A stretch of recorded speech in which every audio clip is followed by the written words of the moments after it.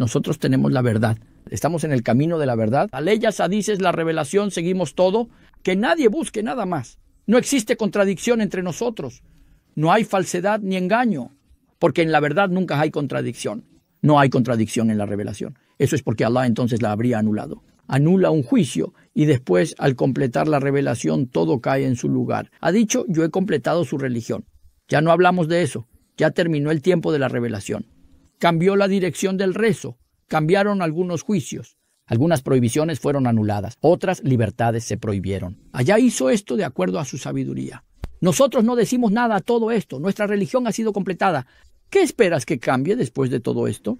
Esta es una sharia que seguirá hasta el final de los tiempos y también es suficiente para resolver los asuntos de la comunidad hasta el fin de los tiempos. No hay otra receta para la felicidad de la humanidad que esta. No hay otra receta para la paz.